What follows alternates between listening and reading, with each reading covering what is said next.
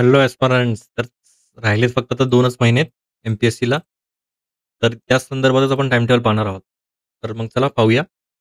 तर पहा, तुम्हाला डेली तर करंट अफेअर्स करायचीच आहेत. त्याला काही ऑप्शनच नाहीये. म्हणजे न्यूजपेपर जर केले नसतील तर मागच्या 7 महिन्याचे करा. म्हणजे ऑक्टोबर, नोव्हेंबरपासून स्टार्ट करा ते आत्तापर्यंतचे न्यूजपेपर किंवा मॅगझीन जे पण चालेल, परिक्रमा किंवा जे पण तुमचे जे ठोकळे असतील म्हणजे 6-6 महिन्याचे किंवा वार्षिक, ते पण करू शकता. ठीक आहे. करंट अफेअर्स डेली करायचंच आहे तुम्हाला. त्यामुळे इथं मी लिहिलेलं नाहीये. तर आता प्रत्येक सब्जेक्ट वाईज आपण पाहूया. तर तुमच्या हिशोबाने हे असायला पाहिजे. ॲडजस्ट करा तुमच्या हिशोबानंच. म्हणजे तुमचे जे वीक एरियाज आहेत, तुम्हाला जर वाटत असेल की माझा पॉलिटी वीक आहे, तर त्याला थोडेसे जास्त दिवस द्या. जर समजा तुमचं जिओग्राफी छान आहे, तर त्याला थोडे कमी दिवस द्या. पण त्याला रिवाईज करा. म्हणजे असं चांगलं आहे म्हणून सोडून नाही द्यायचं. कारण की ओव्हर कॉन्फिडंट नका. ठीक आहे, 15 जुलै आज आहे. तर आजपासून पाहूया पूर्ण. तर पॉलिटीला 4 दिवस दिलेत. बऱ्यापैकी तुमचं झालं असेल आत्तापर्यंत. जर केलं नसेल तरी पण तुम्हाला 4च दिवस द्यायला लागतील. कारण की पुढे तर तुम्हाला बाकीचे पण सब्जेक्ट्स रिवाईज करायचे आहेत. तर मग 4 दिवस पॉलिटीचं व्यवस्थित करून रिव्हिजन करा आणि प्रत्येक संडेला आपली टेस्ट असणार आहे. ठीक आहे. 13, 14 मग आता पाहणारच आहोत पुढे. त्यानंतर पॉलिटी परत दिले कारण की जर तुमचं राहिलं वाटलं की तुम्हाला जर यामध्ये थोडासा कमी वेळ भेटतोय, तर इथं पण पॉलिटीचं रिव्हिजन करू शकता तुम्ही. त्यानंतर इथनं सुरुवात होती जिओग्राफीची. जिओग्राफीला पण 4 दिवस दिलेत मी. बऱ्यापैकी जिओग्राफी होऊन जाईल मला वाटते, कारण की जास्त काही किचकट नाहीये. जिओग्राफी मग रिवाईज करा. त्यानंतर परत एक टेस्ट 2014ची. मग इकॉनॉमिक्स. इकॉनॉमिक्स इथनं सुरुवात होती. इकॉनॉमिक्सला पण 4-5 दिवस दिलेत. ते पण तुम्ही व्यवस्थित करा. जे पण तुमचे सोर्सेस असतील त्यातनंच करा. ठीक आहे. त्यानंतर आपण बघणार आहोत परत एकदा टेस्ट बघा. प्रत्येक संडेला आपली टेस्ट असणार आहे. भले किती पण सब्जेक्ट होऊ दे. काही नाही अभ्यास झाला तरी पण तुम्हाला टेस्ट द्यायचीच आहे. मग त्यानंतर एन्शियंट मिडिएव्हल. मग आता बघा, एन्शियंट मिडिएव्हलला मी 4 दिवस दिलेत. माझा पण कोर्स आहे एन्शियंटवरती. तर तुम्ही इथं फ्रीमध्ये पाहू शकता. इथं प्लेलिस्ट असेल. इथं आयलिंकची प्लेलिस्ट आहे, तिथं पाहू शकता. पूर्ण तुम्ही म्हणजे डोळे झाकून जरी केलं तरी ते मला वाटतं त्याच्या पलीकडे तर जास्त विचारणार नाही. जरी विचारलं तरी तुम्हाला टेन्शन घ्यायची गरज नाही. ते कोणालाच नाही येणार मग. ठीक आहे. एन्शियंट मिडिएव्हलला 4 दिवस बऱ्यापैकी होऊन जाते. मग त्यानंतर इकॉनॉमिक्स रिवाईज करायचं. कारण इकॉनॉमिक्सला जास्त वेळ नव्हता दिला. 5-6 दिवस दिलेत. मग ठीक आहे, पण त्यात पण होऊन जाईल माझ्या मते तरी. परत इकॉनॉमिक्स रिवाईज करा. मग परत एन्शियंट मिडिएव्हल रिवाईज करा. मग मॉडर्नचं बघू. मॉडर्नला पण 4-5 दिवस दिलेत. त्यानंतर रिवाईज करा मॉडर्न. टेस्ट तर बघा, दर रविवारी असणारच आहे तुमची टेस्ट. ठीक आहे. 15, 16, 17, 18 टेस्ट देतच राहायचे तुम्हाला. त्यानंतर एन्व्हायर्नमेंट. मग एन्व्हायर्नमेंट रिवाईज करा. सायन्स रिवाईज करा. ठीक आहे. 2019 पर्यंत आपले झालेत. मग 20 मग सायन्स इथपर्यंत रिवाईज केलं. मग आता बघा, पहिला जो सब्जेक्ट घेतलेला इथं रिवाईज करायचा आता. आता बघा, फायनल मंथ आहे हा आपला. सप्टेंबर सुरू झालाय. कळलं पण नसेल सप्टेंबर कधी आला. ठीक आहे. तर रिवाईज करा मस्तपैकी पॉलिटी. मग इकॉनॉमिक्स, मग art and ancient and medieval, मग मॉडर्न, एन्व्हायर्नमेंट, सायन्स, मग polity and modern. Me geography का नाही ठेवला, तर काही-काहींचं जिओग्राफी बऱ्यापैकी छान असतं. तर जिओग्राफी पण ठेवू शकता. जेव्हा केव्हा जसं वाटेल तसं तुम्हाला करा. ठीक आहे. रिव्हिजनचे आता बघा 3 तारखेपासून तुम्हाला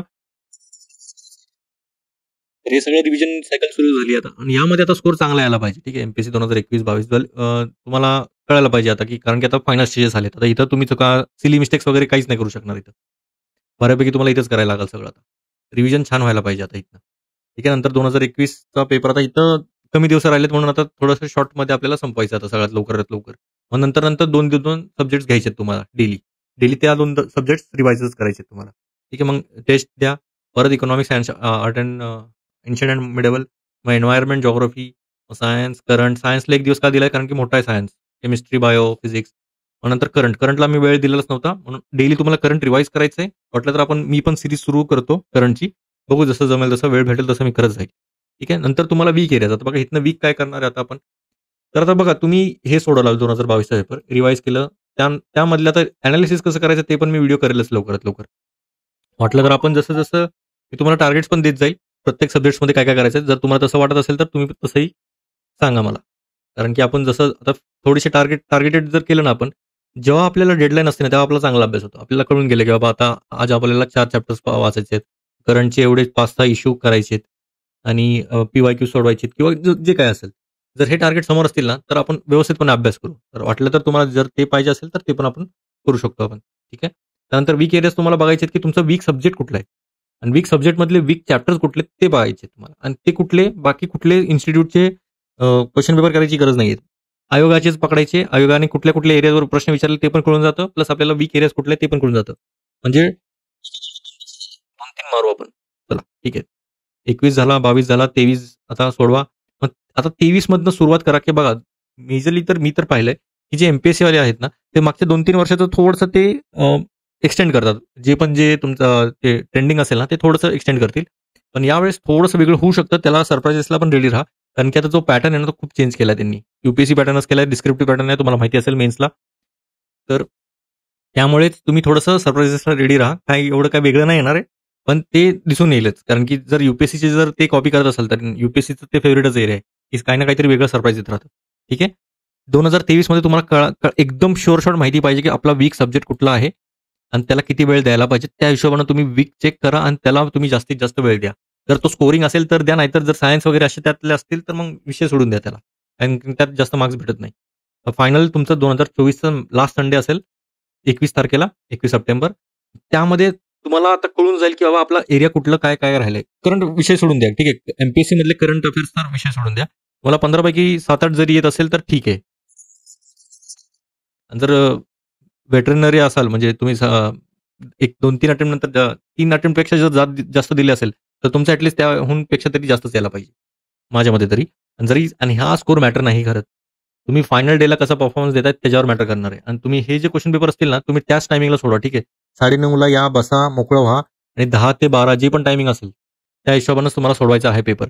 आणि लास्टचे जे पेपर्स असतील 22 पासून मी तर म्हणेल सीसॅट पण घ्या.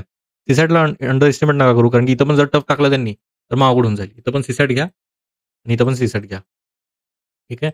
फायनली वीक एरिया सगळं असेल. तुमचं रिवाईज करायचे पीवायक्यूज. इथनं सुरुवात पीवायक्यूज बघा. कारण की पीवायक्यूज का बघायला पाहिजे? कारण की जर तुमचं जे माइंडसेट असेल ना एक्झामिनरचा, की तुम्हाला असं नको वाटायला पाहिजे, की वेगळं काहीतरी विचारतात ते.